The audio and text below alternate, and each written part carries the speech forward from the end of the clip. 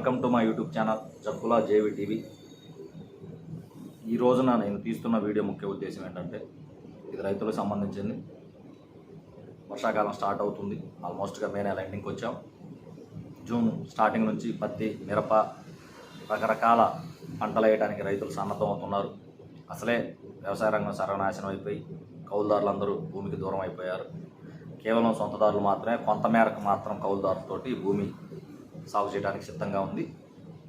అయితే ఈ సమయంలో రైతులు తీసుకోవాల్సిన ముఖ్యమైన జాగ్రత్తలు విత్తనాల ఎంపిక అనేది చాలా ముఖ్యం. దయచేసి ఈ రోజున టీవీల్లో యాడ్లు చూస్తుంటే మైండ్ పోయే విధమైనటువంటి యాడ్లు వస్తున్నాయి. విత్తనాల కంపెనీలు కావచ్చు, విత్తనాల షాపులు కావచ్చు, వాళ్ళ అత్యాశ కోసం, వాళ్ళ డబ్బు సంపాదన కోసం విపరీతమైన ప్రచారాలు చేస్తున్నారు. ఎకరానికి 30, 40, 50 క్వింటాల మిర్చి దిగుబడి వస్తుందని చెప్పేసి విపరీతమైన ప్రచారం చేస్తూ రైతుల్ని మోసం చేసే విధంగా ఈ రోజున జరుగుతూ ఉన్నాయి. దయచేసి రైతులందరూ విషయాన్ని గమనించండి. విత్తనం మంచిదే అవ్వచ్చు, షాపులో పెట్టే ప్రకటనలో విత్తనం మంచిదే అవ్వచ్చు, కానీ దాని దిగుబడికి 4 సూత్రాలు ఆధారపడి ఉంటాయి. భూమి యొక్క గుణాలు, తదుపరి వాతావరణ పరిస్థితులు, తదుపరి నీటి వసతి, తదుపరి యాజమాన్య పద్ధతులు. ఇలా 4 పద్ధతుల మీద ఆధారపడి మాత్రమే దిగుబడి అనేది చూపిస్తుంటుంది తప్పితే కేవలం విత్తనంలోనే దిగుబడి వస్తుంది అనేది తప్పు.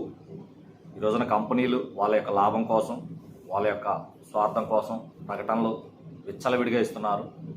40, 45, 50 క్వింటాలు దిగుబడి వస్తున్నాయని. నాకు తెలిసి మిర్చి గత కొన్ని సంవత్సరాల నుంచి చూస్తున్నాం, ఎక్కడా కూడా 20కి మించి వచ్చిన దాఖలాలు నాకైతే కనిపించలేదు. కానీ అత్యాశకి కొంతమంది రైతులు కూడా టీవీలో కనిపించాలనేటటువంటి దురుద్దేశంతో కొంతమేర వాళ్ళు కూడా మా చేను ఇంత వచ్చింది అంత వచ్చిందని చెప్తున్నారు.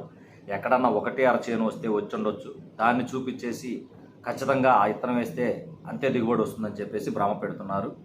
ఒక చోట 50 క్వింటాలు, 40 క్వింటాలు వచ్చిన విత్తనం వేరే నేలలో అది వేస్తే 10 క్వింటాలు, 5 క్వింటాలు కూడా వచ్చిన దాఖలాలు లేవు. కాబట్టి రైతులు ముఖ్యంగా గమనించండి. విత్తనాన్ని ఎంపిక చేసుకునేటప్పుడు నేల యొక్క పరిస్థితులను బట్టేసి మీరు విత్తనాన్ని ఎంపిక చేసుకోండి. టీవీలో ప్రకటన వచ్చిందని లేకపోతే ఇంకోటి వచ్చిందనేది దయచేసి మీరు ప్రకటనలు చూసి అనేది విత్తనాలు కొనొద్దు. వ్యవసాయ అధికారుల సూచనలు తీసుకోండి. తదుపరి భూమి యొక్క పరిస్థితులు గమనించుకొని మన గ్రామంలో ఎవరైతే ఆ విత్తనాన్ని సాగు చేశారో అక్కడ దిగుబడి ఎలా ఉంది అంచనా వేసుకొని మాత్రమే విత్తనాలు తీసుకోవాలని చెప్పేసి నేను రైతులు మరీ కోరుతున్నాను. ఎందుకంటే నాణ్యమైన విత్తనం లేనప్పుడు దిగుబడి ఆటోమేటిక్గా నువ్వు ఎన్ని లక్షలు పెట్టుబడి పెట్టినా దిగుబడి అనేది తగ్గిపోతుంది. కాబట్టి విత్తన ఎంపికలోనే సరైన నిర్ణయం తీసుకోవాల్సిందిగా రైతుని రిక్వెస్ట్ చేస్తున్నాను. అలానే వ్యవసాయ అధికారులు కూడా విత్తనాల షాపుల మీద కొంచెం నిఘా పెట్టేసి ఎక్కడైతే నకిలీ విత్తనాలు ఉంటాయో వాటిని అరికట్టేసి వ్యవసాయ రంగాన్ని కాపాడటానికి, రైతులను సపోర్ట్ చేయడానికి కొంచెం మీరు దోహదపడాలని చెప్పేసి కూడా రిక్వెస్ట్ చేసుకున్నాం. అలానే ఈ రోజున పచ్చి రొట్టె ఎరువులకు సంబంధించినటువంటి విత్తనాలు రైతు భరోసా కేంద్రాల్లో రావడం జరిగింది. జీలుగా, పిల్లి విసర, జనుము ఇలాంటివి కంపల్సరీ. మిర్చి వేయాలి అనుకున్న ప్రతి రైతు ఇప్పుడు పచ్చి రొట్టె చల్లుకోవడానికి మంచి అదును. జనుము తర్వాత పిల్లి విసర కనుక చల్లుకున్నట్లయితే భూమిలో నుంచి సారం కొంచెం భూసారం పెరిగేసి కొంచెం మంచి దిగుబడి రావడానికి అవకాశం ఉంటుంది. కాబట్టి మిర్చి హైబ్రిడ్ మొక్కలు వేయదలుచుకున్న ప్రతి రైతు తప్పనిసరిగా మీ భూమిలో పచ్చి రొట్టె ఎరువుని చల్లుకొని వాటిని భూమిలో కలియదునుకున్నట్టయితే తప్పకుండా కొంచెం నాణ్యమైన దిగుబడి, అధిక దిగుబడి రావడానికి అవకాశం ఉంటుంది. కాబట్టి రైతు భరోసా కేంద్రాల్లో సగం సబ్సిడీ రేటుకే విత్తనాలు అందిస్తున్నారు. కాబట్టి తప్పనిసరిగా ప్రతి ఒక్కరూ ఈ యొక్క అవకాశాన్ని సద్వినియోగపరచుకోవాలని కోరుతున్నాము. అలానే జీలుగ పంట అనేది మాగాళ్ళకు మాత్రమే పరిమితమైంది. కాబట్టి మాగాడి వేస్తున్న ప్రతి ఒక్కరూ లాస్ట్ ఇయర్ వర్షాభావ పరిస్థితుల వల్ల బోర్ల ద్వారానే సాగు చేశాం. కాబట్టి కంపల్సరీ బోర్లో కొంచెం లవణ శాతం పెరిగి ఉంటుంది. తప్పకుండా జీలుగ అనేది మీరు భూమిలో కనుక చల్లినట్లయితే జీలుగ చల్లాల్సిన అవసరం. పచ్చి రొట్టె పంట ఏదైనా సరే చల్లే సమయం ఇదే. కంపల్సరిగా ఇప్పుడు మనం విత్తనాలు చల్లి కనుక గొర్రు తోలుకొని ఉన్నట్లయితే తప్పకుండా నెక్స్ట్ వర్షానికి విత్తనాలు మొలకెత్తే అవకాశం ఉంటుంది. కాబట్టి తప్పకుండా పచ్చి రొట్టె ఎరువులు అనేది రైతులు కంపల్సరీ వేయాలని చెప్పేసి మరీ రిక్వెస్ట్ చేస్తున్నాం. అదే వ్యవసాయ అధికారులు కూడా మేము ఒక సూచన చేస్తున్నాం. దయచేసి సూక్ష్మ పోషకాలు, గతంలో చంద్రబాబు నాయుడు గారి టైంలో భూమికి సూక్ష్మ పోషకాలు అందించేవాళ్ళు. జింకు కానీ, మెగ్నీషియం కానీ, బోరాన్ కానీ ఫ్రీగా భూసార పరీక్షలు చేసి ఫ్రీగా అందించేవారు. గత ప్రభుత్వం, జగన్మోహన్ రెడ్డి గారి ప్రభుత్వం వచ్చిన తర్వాత వాటిని తీసేయడం జరిగింది.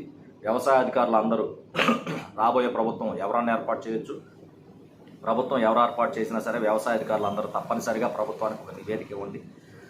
సూక్ష్మ పోషకాలు ఏవైతే ఉన్నాయో జింకు, మెగ్నీషియం, బోరాన్ ఇలాంటివి కంపల్సరిగా రైతుకి ఫ్రీగా అందించినట్లయితే వాటిని అతను భూమిలో వేసుకొని అధిక దిగుబడి సాధించడానికి అవకాశం ఉంటుంది. కాబట్టి తప్పకుండా సూక్ష్మ పోషకాలు ఇవ్వాలని చెప్పేసి వ్యవసాయ అధికారులని మేము రైతులుగా డిమాండ్ చేస్తున్నాం.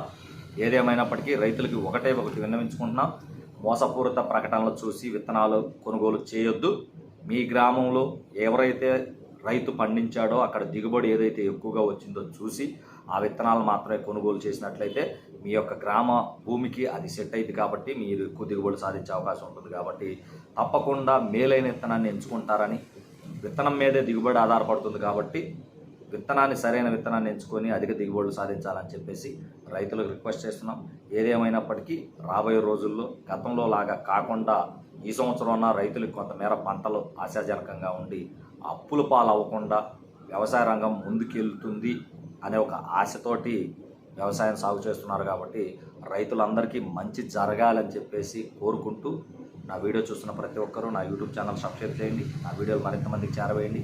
జై జవాన్, జై కిసాన్, జై హింద్.